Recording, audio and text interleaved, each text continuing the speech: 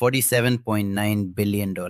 That's what Coca-Cola made last year, selling something that costs almost nothing to produce. Right now, in a federal courthouse in Miami, 3 judges are deciding something. Does Coca-Cola owe the United States government $14 billion? The company says the IRS changed the rules after the game was over. The government says a deal is a deal until it isn't. Weeks ago, something strange happened in that courtroom. The judges started asking questions nobody expected. Not hard questions for Coca-Cola, hard questions for the government. But that's not even the strange part. The strange part is how a company can owe billions on money it never really touched. In 1943, the United States government built 64 bottling plants overseas on foreign soil in the middle of a war. Taxpayers paid for the steel, the trucks, the sugar exemptions. Coca-Cola paid for none of it. The military became a sales force it never had to hire. That pattern never stopped. It continued into the modern era. It just changed governments. The machine found new partners. A man named Vicente Fox spent 9 years running Coca-Cola's operations in Mexico. Then he ran for president and won. During his term, his government granted Coca-Cola 27 water concessions, rivers, aquifers, water that belonged, on paper, to indigenous communities. Communities with no Coca-Cola paycheck and increasingly no water in the tap. That's the screenshot. Save it. You'll want it in a minute. Because here's what almost nobody outside a finance department understands. Coca-Cola doesn't really make Coca-Cola. It sells syrup to 250 companies who do. It doesn't own the trucks. It doesn't own the water. It barely owns the risk. So who actually carries this empire? Governments have, bottlers have, farmers, factory workers, and entire villages sitting on top of an aquifer have. And for 140 years, whoever carried it rarely got asked first. That arrangement built the most recognizable brand on the planet. It also built something else. A company with almost no practice absorbing its own risk. Right at the moment, it's being asked to absorb 4 kinds at once. A tax case that could cost $14 billion. A new CEO, the first in 9 years. A recall. A pollution title it can't shake. And a drug sitting in millions of refrigerators that might be quietly turning off the one thing this company has always sold. The desire to drink it in the first place. This was the true asset. This is the real Coca-Cola system. Strategy Lens exists for exactly this. Not headlines, not press releases. The architecture underneath them. The real machine.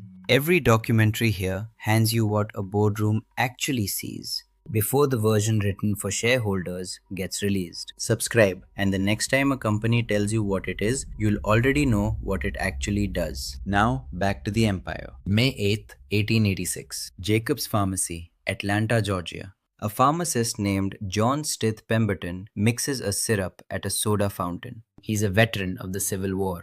He carries a saber wound that never fully closed. To manage the pain, like thousands of veterans of his era, he became dependent on morphine.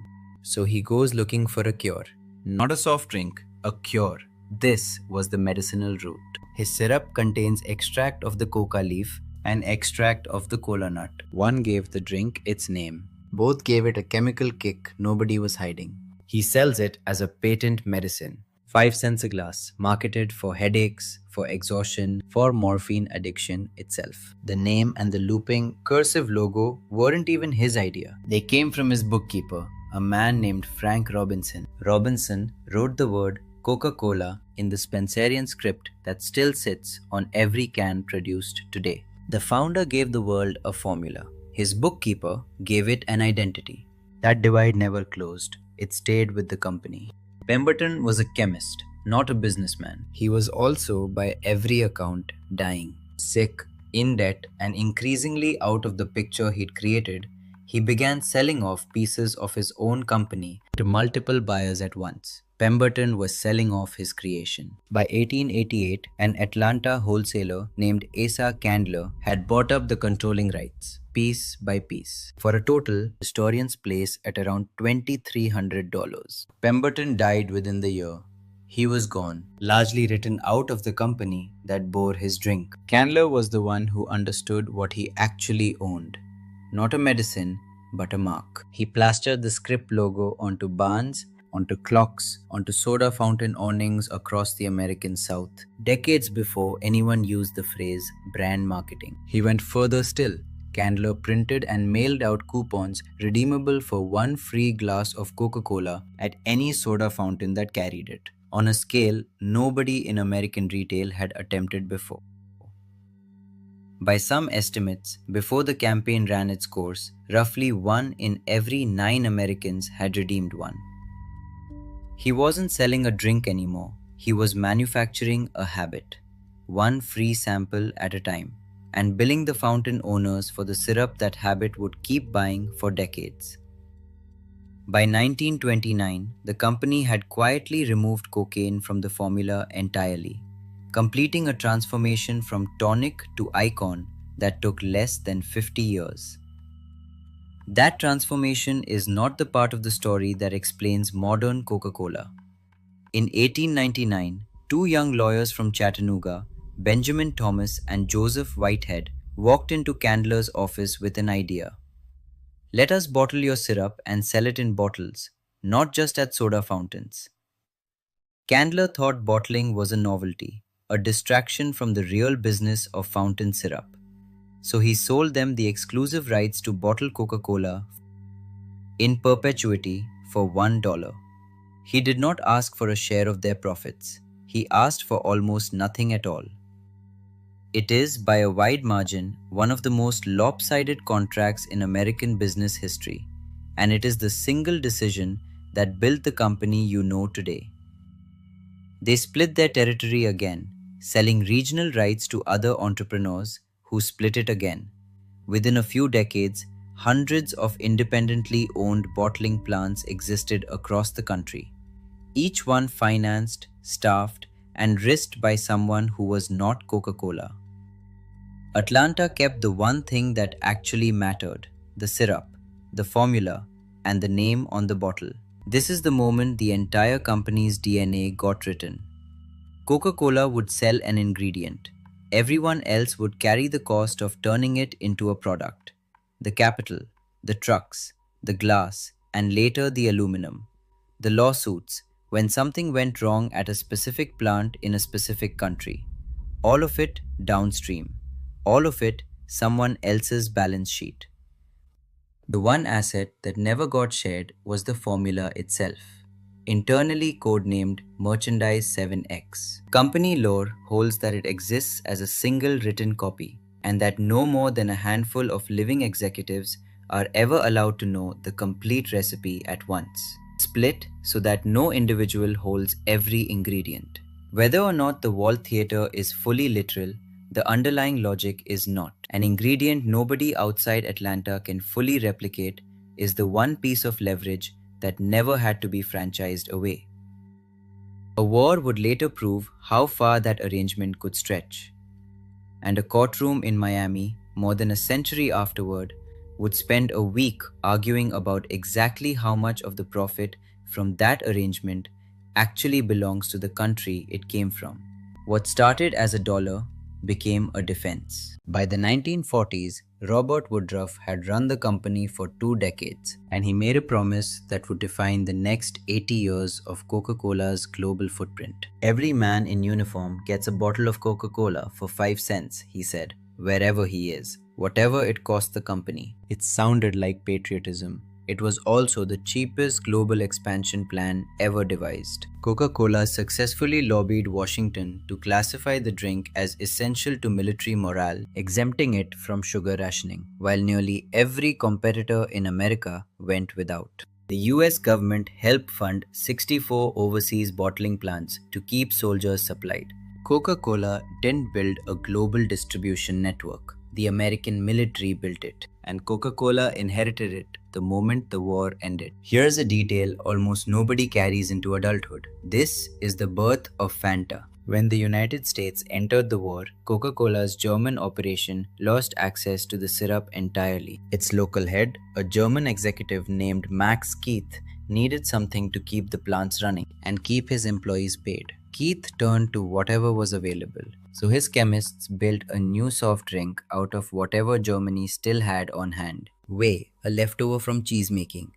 Pulp, leftover from pressing apples for cider. He told his sales team to let their imagination, their fantasy, run wild in naming it. One salesman shouted back a single word, Fanta. That was the brand. It sold 3 million cases in 1943 alone, in a country running on rationing. When the war ended, the profits from that emergency German soft drink were folded straight back into the parent company. A drink invented because Coca-Cola couldn't reach Germany became one of their biggest brands worldwide.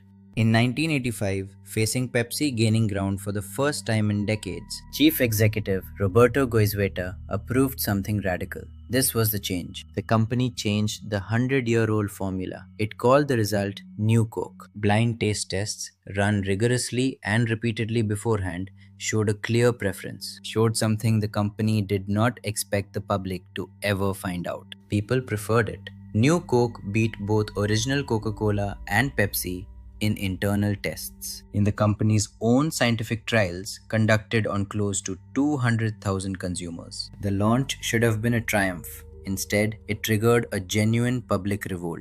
The company's consumer hotline was suddenly fielding thousands of calls every single day, many from callers who described the reformulation in language usually reserved for grief. Within 79 days, Goizueta stood in front of the cameras again and brought back the old formula. Rebranded as Coca-Cola Classic, the original red can was back. Sales surged past anything New Coke had achieved. The machine was restored. Sit with what that actually proves. The product itself was never the asset. The product itself was never the asset. It was the feeling it sold. A sweeter, better tasting formula got rejected by the exact people who preferred its taste in a lab. What people were furious about losing wasn't a flavor, it was an identity. They'd already built their own memories around. Generations of shared moments. Coca-Cola's entire empire has rested on a discovery most companies never get handed for free. That loyalty, once it's deep enough, overrides data, logic, and even the tongue itself. Everything built after that leaned into the same discovery. It started back in 1928. Coca-Cola has sponsored the Olympic Games since 1928, one of the longest continuous global sponsorships, attaching itself to an event designed to feel above politics, above borders, above suspicion. It rides the same instinct into the FIFA World Cup, into Christmas itself, having helped popularize the modern, red-suited image of Santa Claus back in the 1930s. None of it sells a taste. All of it sells a feeling.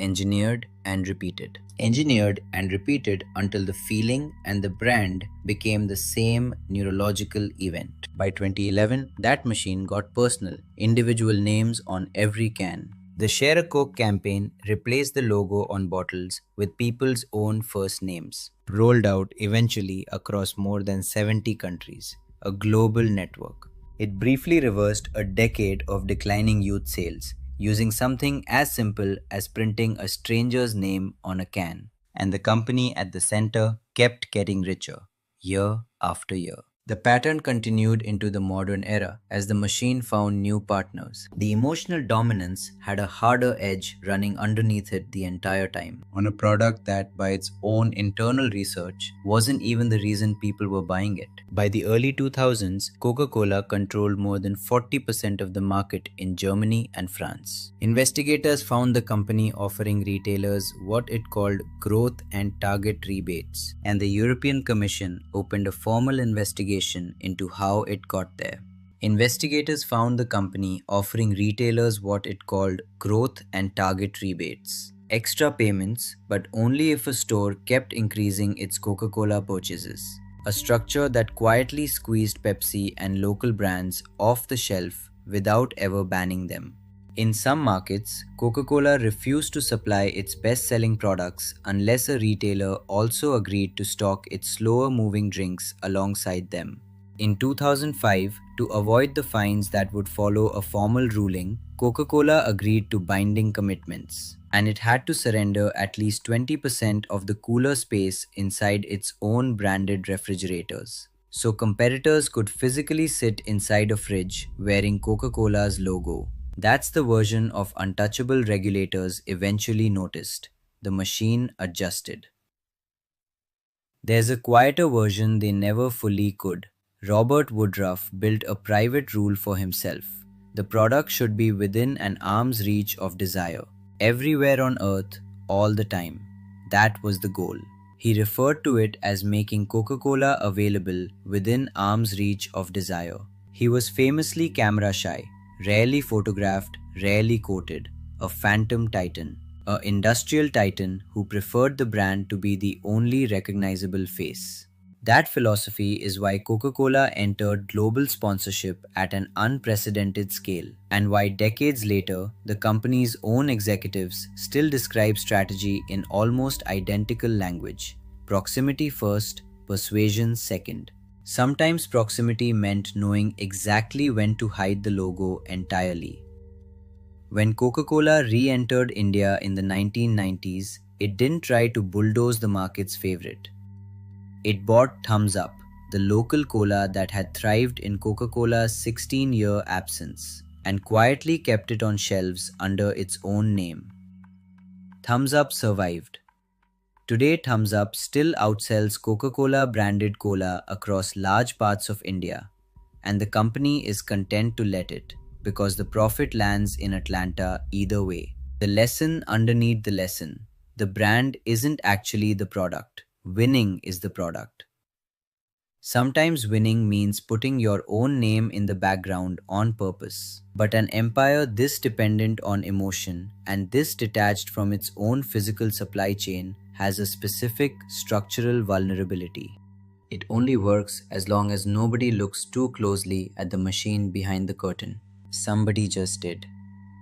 The machine is exposed. Here's the answer to the question sitting under everything so far. How does a company that doesn't own its own trucks turn $47.9 billion into some of the richest margins in the entire food industry? Coca-Cola operates two businesses wearing one label. One sells concentrate, the syrup itself, to bottling partners. The other is the finished bottled product that actually reaches your hand. Concentrate versus volume, a massive gap. Concentrate operations bring in 59% of the company's revenue, a rich margin, but they account for only 15% of everything Coca-Cola actually ships by volume. Flip that. Finished products, the bottles and cans stacked in every cooler on earth, make up 85% of total volume, for just 41% of the revenue. The gap is the entire company. Sit with that gap.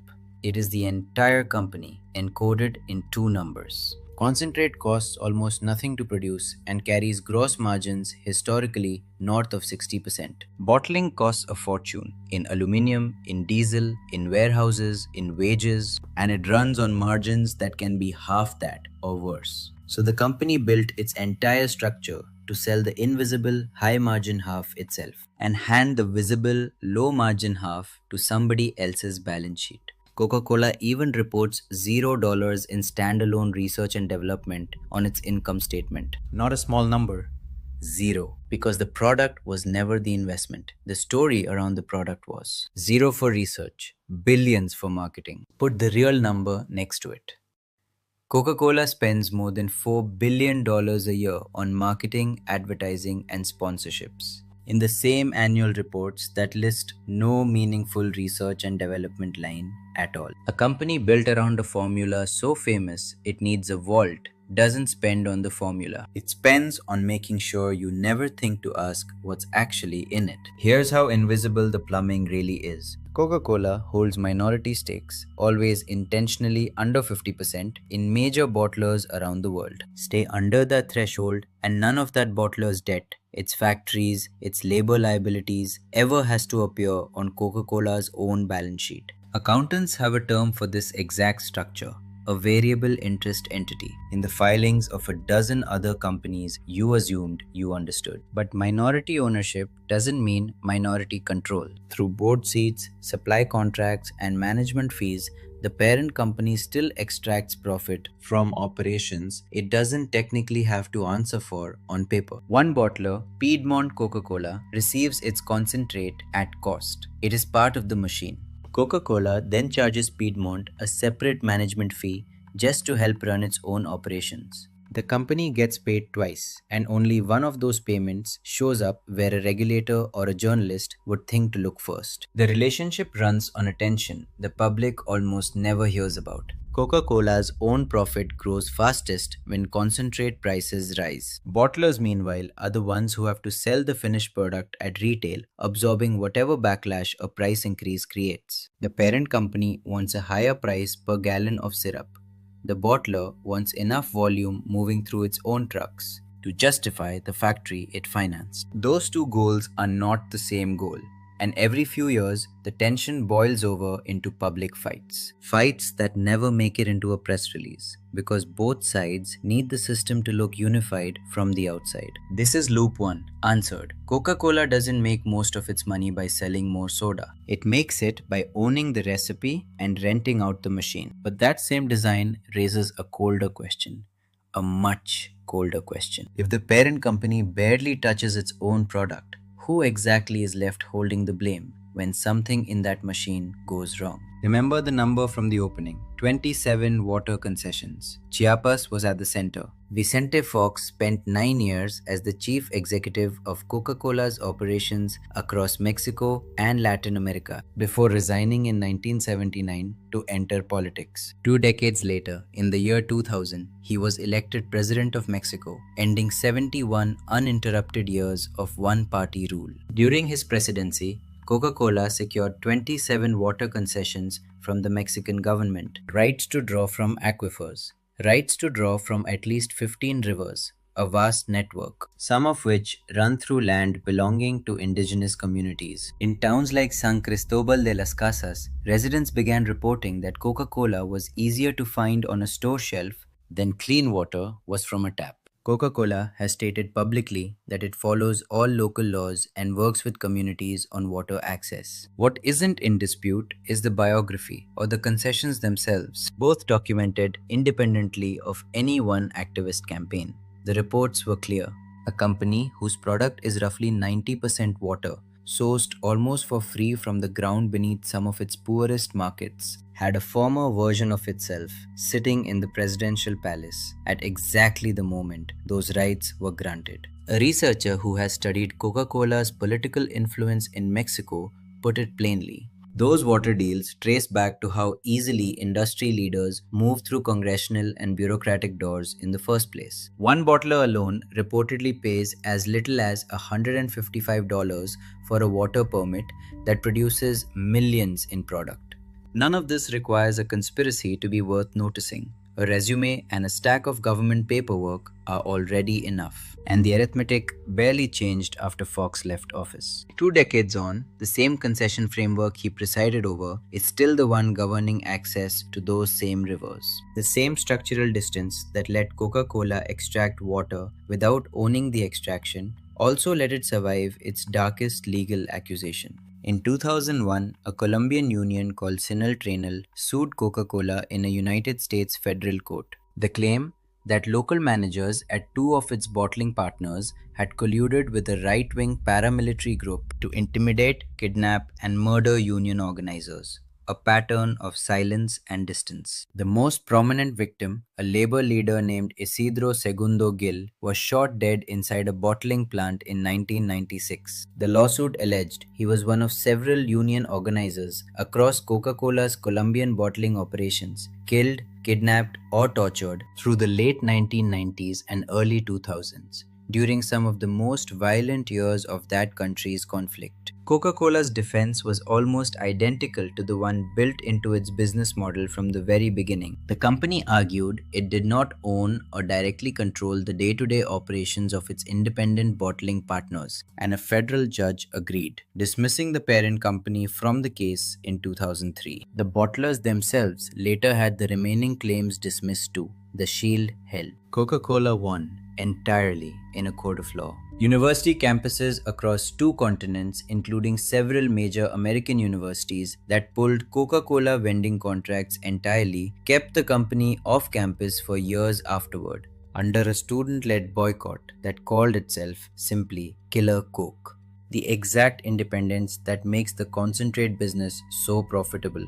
is the same independence that makes the parent company almost impossible to hold responsible for anything that happens downstream of the syrup truck. A near identical pattern surfaced again in Turkey in 2005 at the factory gates, when more than 100 bottling workers were terminated during a labor dispute and later confronted by riot police during the protests that followed. The shield holds. Same allegation, same defense, same legal wall between the name on the bottle and the people signing the paychecks at the plant gate. That same wall shows up inside the tax structure, just built from paperwork instead of ownership charts.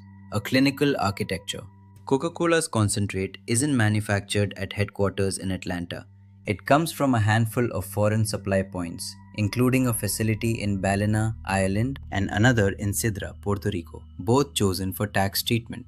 Those foreign units manufacture the syrup, then pay royalties back to the American parent. Royalties that determine, on paper, how much profit gets taxed at the low local rate versus the higher American one. It worked exactly as designed for 2 decades under a 1996 agreement with the IRS. Then, auditing the 2007 through 2009 tax years, the agency decided the royalties were too low and the profits sitting overseas were too high. That gap between ownership and accountability shows up again in Kerala, India. In the year 2000, a Coca-Cola bottling plant began extracting up to 1.5 million liters a day from the village of Plachimada. Within 2 years, local wells ran dry. The water that remained turned milky white and burned the skin on contact. The plant's chemical waste containing heavy metals, including cadmium and lead, was distributed to local farmers, marketed to them as fertilizer until 2005.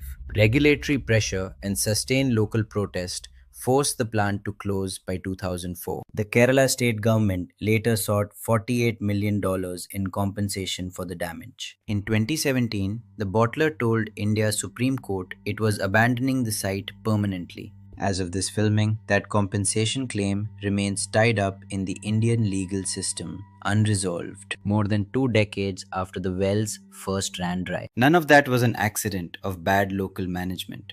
It followed the same script as everything before it. And when the threat wasn't water or labor, but science itself, the company reached for a subtler tool. In 2015, facing a growing scientific consensus linking sugary drinks to the global obesity crisis, Coca-Cola provided $1.5 million to help launch something called the Global Energy Balance Network. On paper, an independent research group.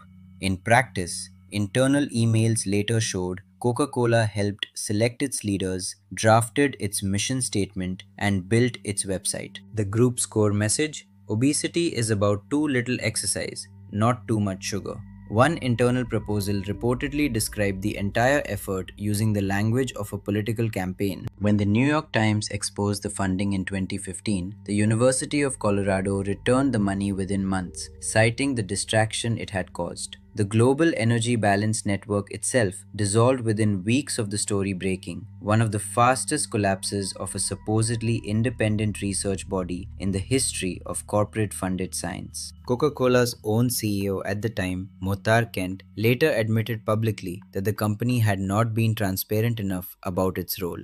It was the exact same tactic historically used by the tobacco industry. Don't deny the science outright, just fund enough alternative science to make the public unsure who to believe. The obesity science wasn't the first time the numbers themselves got engineered.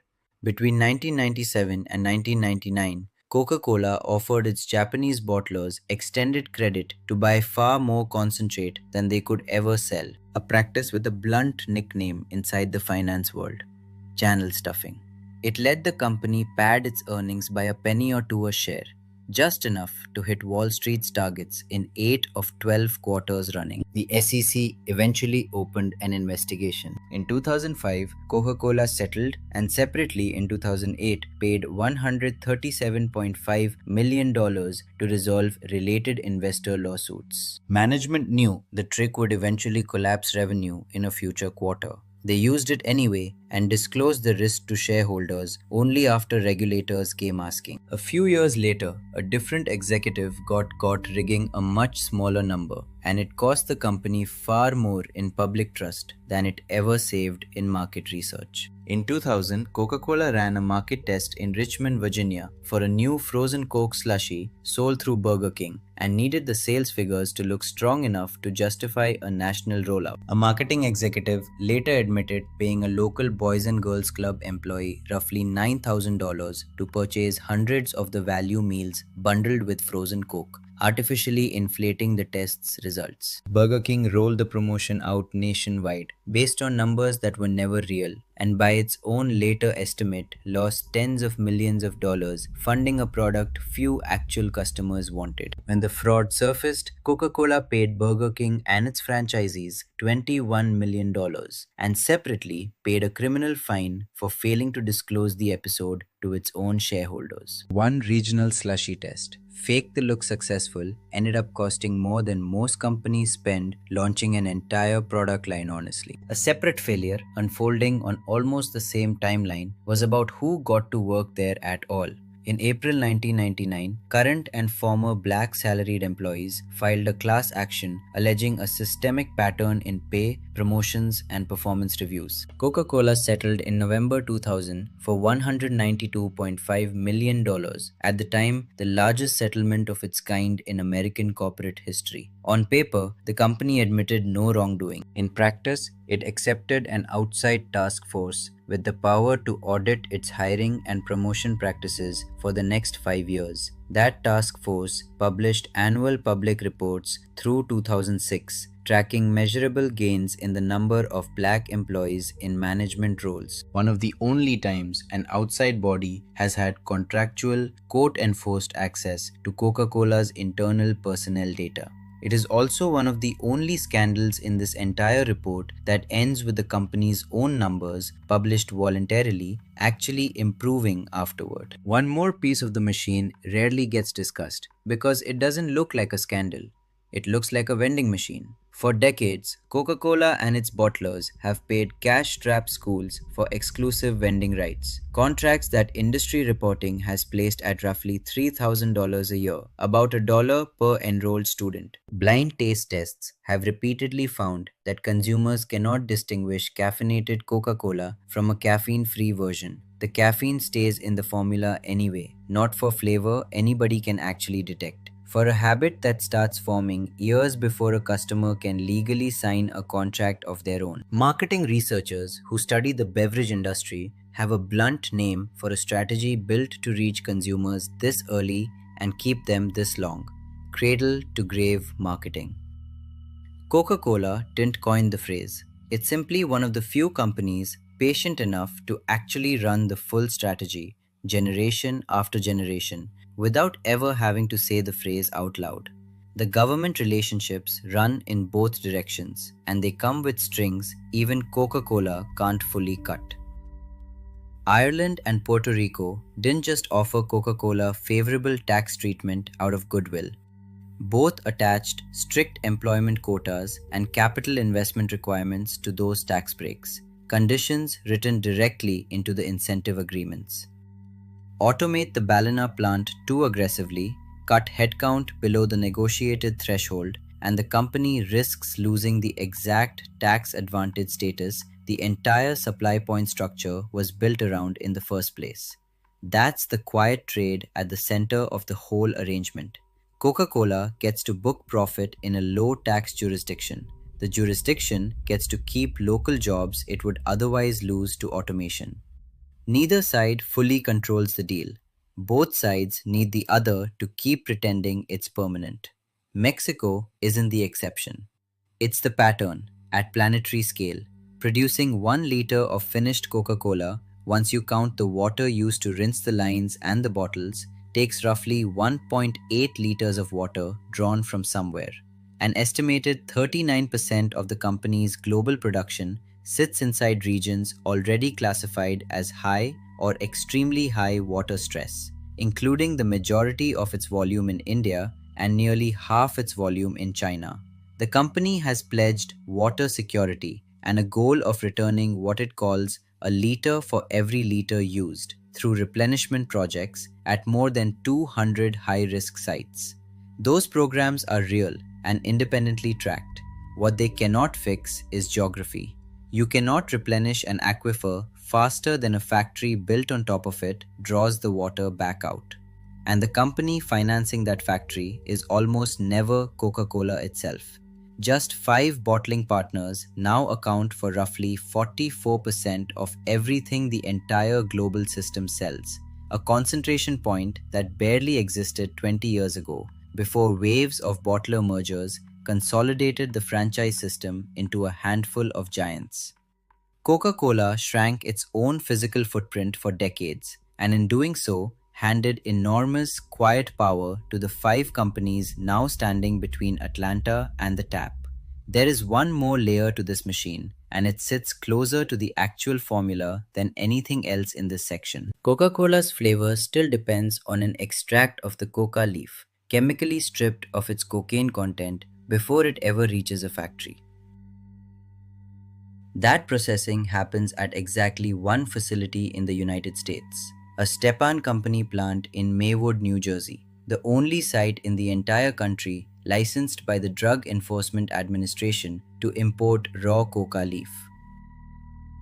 One building, one license, a single point of failure sitting underneath a drink served over 1.9 billion times a day worldwide.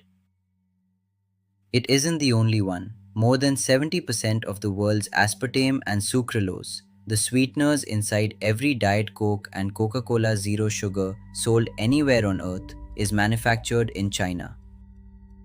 A trade dispute, an export restriction, a single regulatory shutdown at a handful of Chinese chemical plants, and the zero sugar side of the entire portfolio has no fast alternative source. Layer the geography on top of that. 2 of the company's most tax-advantaged concentrate plants, the ones in Ireland and Puerto Rico, sit directly inside hurricane and severe storm corridors. Puerto Rico's own power grid still hasn't fully recovered its pre-2017 reliability. Internal risk assessments reviewed by industry analysts have modeled 4 to 6 week production gaps at a single supply point as a realistic, not hypothetical, disruption scenario. None of that has happened yet. All of it is sitting there, priced into nobody's assumptions about a company that feels, on the surface, indestructible. Everything in this section points at the same design principle. Own the formula, rent out the risk. Let independence absorb the blame, and let the world's fascination with the brand absorb the rest. For 100 years, that design made Coca-Cola nearly impossible to damage. Now it's starting to make Coca-Cola nearly impossible to defend. This is the threat that doesn't come from Pepsi. Weight loss drugs, known as GLP-1 agonists, work by making people feel full faster and want less of exactly the products Coca-Cola has spent a century engineering people to crave. Morgan Stanley surveyed patients taking them and found daily calorie intake dropping by 20 to 30%. Walmart's own US chief executive said publicly that customers on these drugs were buying noticeably less food and smaller baskets overall. The day that comment made headlines, Coca-Cola's stock fell 4.8% in a single session, down to a 52-week low. Pepsi fell even further. It wasn't a scandal, it wasn't a lawsuit. It was one executive describing a shrinking grocery basket, and the market treated it like an earthquake. If even 10 to 15% of the population in wealthy countries adopts these drugs by 2030, a meaningful slice of pure impulse soda consumption doesn't decline. It disappears. Not because a rival outmarketed Coca-Cola, because human appetite itself got edited by pharmacology. Publicly, Coca-Cola calls the threat manageable, pointing to its zero sugar lineup as evidence it already sells what a GLP-1 user might still want. Privately, the pace of its own portfolio shift toward functional hydration and dairy protein, brands like Fairlife and Body Armor, reads less like routine diversification and more like triage. expanding fastest in exactly the categories a shrinking appetite wouldn't reject. Fairlife alone has grown into a multi-billion-dollar brand within roughly a decade of Coca-Cola taking full ownership. Now, one of the fastest growing labels in the entire portfolio. At the same time, flagship Coca-Cola volume growth in mature markets has flattened toward roughly flat to low single digits. The shift shows up in where people drink it too. A meaningfully larger share of consumption now happens at home, bought through e-commerce and delivery apps, instead of the impulse buy at a gas station or a movie theater that built the brand in the first place. An empire built on being within arm's reach of desire now has to compete for a click on a screen against literally everything else a phone can sell in the same 10 seconds. There is one more layer to this machine, and it sits closer to the actual formula than anything else in this section. In 2024, Coca-Cola committed $1.1 billion over 5 years to run its marketing, supply chain, and demand forecasting through Microsoft's Azure AI infrastructure, with genuinely strong results. Forecast accuracy in at least one bottler climbing from an industry standard 70% toward 90%. That is also $1.1 billion of dependency on a single external vendor for the operational nervous system of a company selling to 200 countries, a concentration of digital risk the company has never had to manage at this scale before. Here's a crack from just 18 months before this was filmed. In January 2025, Coca-Cola's European bottling partner recalled drinks across Belgium, Luxembourg, and the Netherlands, with limited shipments reaching Germany, France, and the UK. The cause? Elevated levels of chlorate, a byproduct of water treatment chemicals linked to potential thyroid problems, especially in children. Compare the response to 1999, when a nearly identical contamination scare in Belgium turned into the worst public relations disaster in the company's history at the time, partly because the CEO stayed silent for over a week. This time, the company pulled the products within hours, published the specific batch codes affected, and coordinated directly with European food safety regulators. It was a manufacturing failure handled with real transparency. Coca-Cola has learned exactly one kind of crisis management extremely well. It has not learned the other kind. For 6 consecutive years, independent brand audits organized under the Break Free from Plastic Coalition have named Coca-Cola the world's top plastic polluter, ahead of every other company measured, producing an estimated 134 billion single-use plastic bottles annually. Laid end to end, a single year of that output would circle the planet roughly 200 times over. The company had pledged that 25% of its packaging would be reusable by 2030. It quietly abandoned that pledge and in some markets actively dismantled the returnable glass bottle systems that already existed. Environmental groups that had spent years citing the pledge as evidence of genuine progress called the reversal a breach of trust, not a business decision, and pointed out that Coca-Cola had campaigned publicly on that exact promise while walking it back with far less publicity. When a factory poisons the water in one village, the company can point to an independent bottler and walk away. The same shield built back in 1899, when the entire business model runs on shipping flavored sugar water in single-use plastic to 200 countries. There is no bottler to blame. There's only the size of the company itself. 3 months before this video was made, Coca-Cola completed its first CEO transition in 9 years. Henrique Braun, a 30-year veteran of the company who rose through Latin America, Brazil, and Greater China, took over as chief executive, while James Quincy moved into the role of executive chairman. The board paired him with continuity on purpose. John Murphy stayed on as chief financial officer, and lead independent director David Weinberg stayed in place. Both signals meant to tell Wall Street this was evolution, not upheaval. Quincy was a strategist trained in consulting who pushed the company toward a wider total beverage portfolio and modernized its marketing engine. Under his 9 years running the company, Coca-Cola spent $5.1 billion buying Costa Coffee outright, its largest acquisition ever, betting that coffee, not soda, was the next category worth owning directly rather than franchising away. He also cut the company's sprawling brand portfolio from around 400 names down to roughly 200, killing off small, unprofitable labels to concentrate marketing spend on the handful of brands actually driving growth.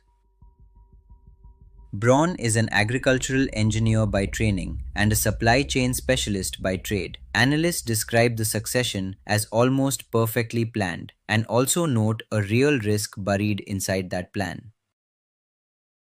A pure operator, brilliant at running the machine that already exists, is not always the person who spots the next threat the machine was never built to handle. That risk is compounded by a specific gap on Coca-Cola's own board. By the board's own composition, there is heavy expertise in global operations and finance, and comparatively little in advanced pharmacology, biotech, or cyber risk governance. At the exact moment, all three are becoming central to the company's survival.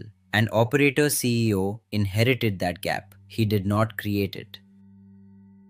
Which brings this back to the second loop from the very beginning of this video. On June 25th, 2026, just weeks before this was filmed, Coca-Cola's lawyers finally stood in front of the 11th Circuit Court of Appeals in Miami. At stake, whether the company owes as much as $14 billion on top of the $6 billion it already paid the IRS, a total exposure north of $20 billion, tied to a transfer pricing formula the agency itself had approved for 20 years before abruptly changing course. The case actually began years earlier.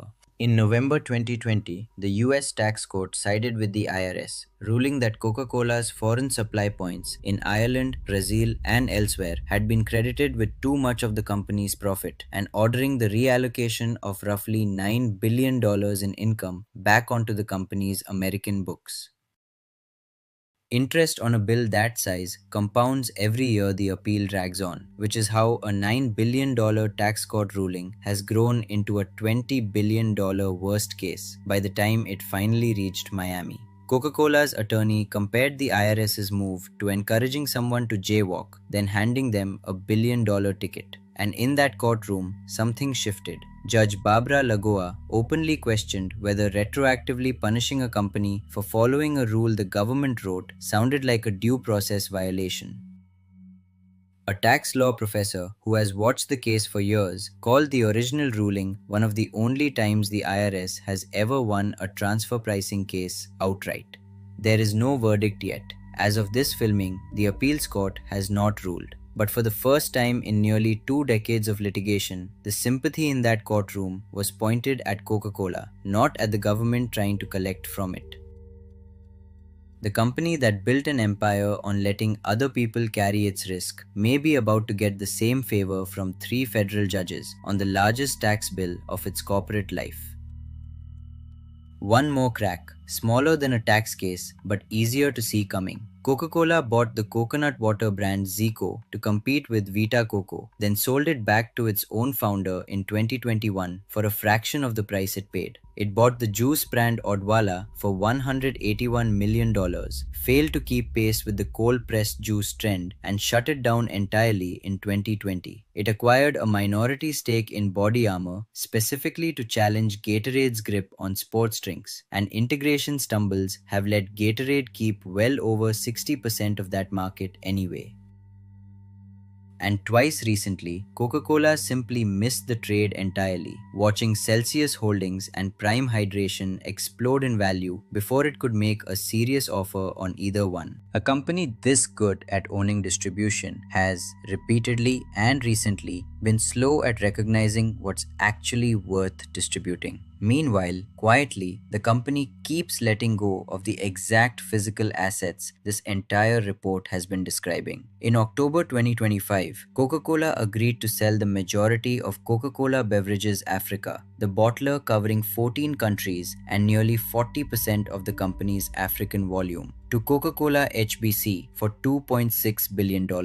That same year, in July 2025, it sold a 40% stake in Hindustan Coca-Cola Beverages, the same Indian bottler once responsible for the plant in Plachimada, to a local conglomerate. Read plainly, both deals are routine portfolio management.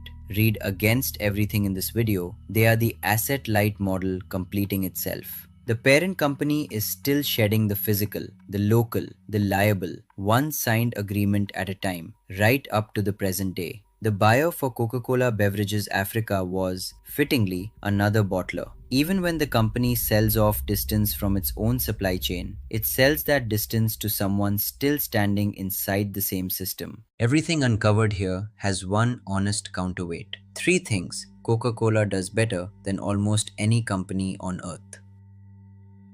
First, distribution nobody can realistically copy. Through roughly 200 bottling partners and hundreds of manufacturing sites, Coca-Cola products sit inside more than 30 million retail outlets worldwide. In North American and European restaurants, its freestyle fountain technology and decades-deep supply contracts make it close to an infrastructure monopoly.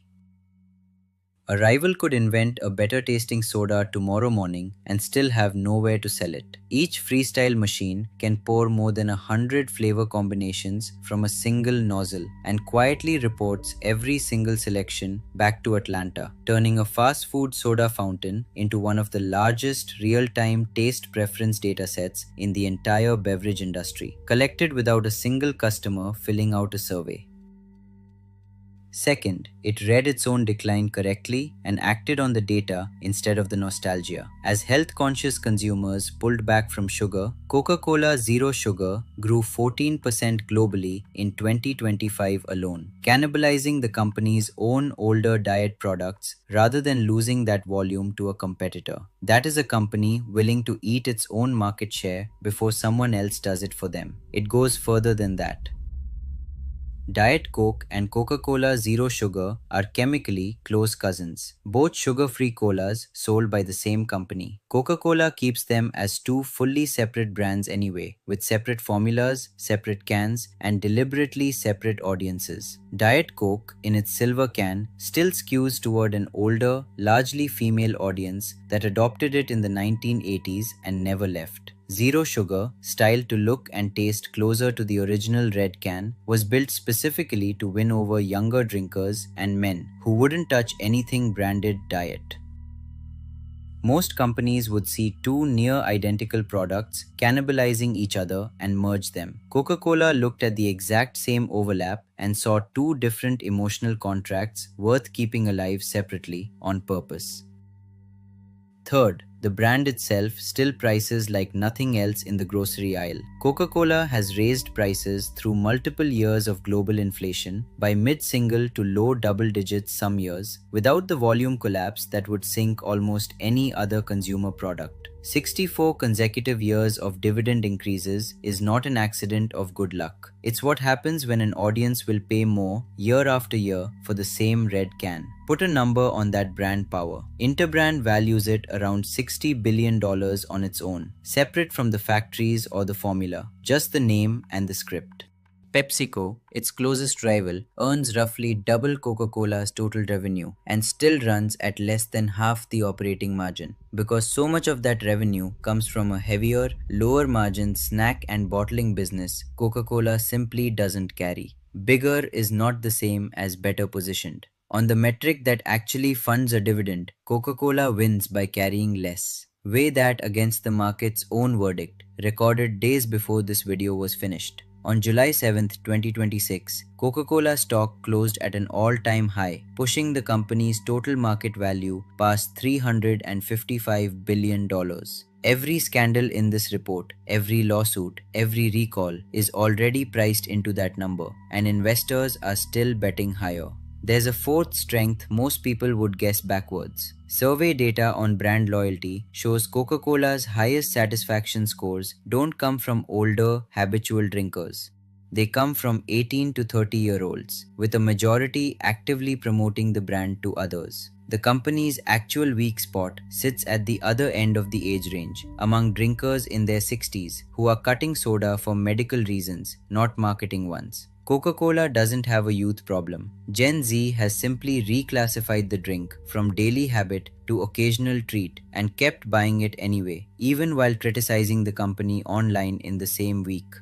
Now, three problems described with the same precision. Coca-Cola is a pure play beverage company, and that purity is also its single largest exposure. PepsiCo can absorb a bad decade for soda because Frito-Lay, its snack division, carries over half of its total revenue. Coca-Cola has no equivalent shock absorber. Every sugar tax, every plastic regulation, every GLP-1 prescription lands on one category, with nothing else in the portfolio built at the scale needed to catch the fall.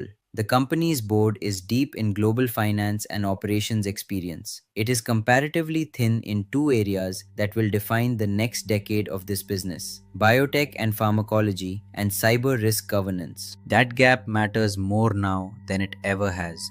Coca-Cola has spent years developing plant-based bottle technology through partners like Virent, Gevo, and Avantium, aiming for packaging with zero petrochemical plastic. The lab science works. The manufacturing scale does not exist yet, anywhere close to the volume required for a company shipping over 100 billion bottles a year. European and American plastic regulation is very likely to arrive before that manufacturing scale does, which means the bill for 6 straight years as the world's top plastic polluter is coming due on a timeline the company doesn't control. A smarter version of this company would do 3 specific things differently, starting now. It would treat its own bioplastic partnerships as the emergency they actually are, not a hedge to mention on an earnings call, locking in the agricultural supply chains for plant-based packaging years before any regulatory deadline forces the issue. It would add the exact expertise its board is missing: pharmacology and cyber risk, instead of waiting for a crisis in either category to make the hiring decision for them.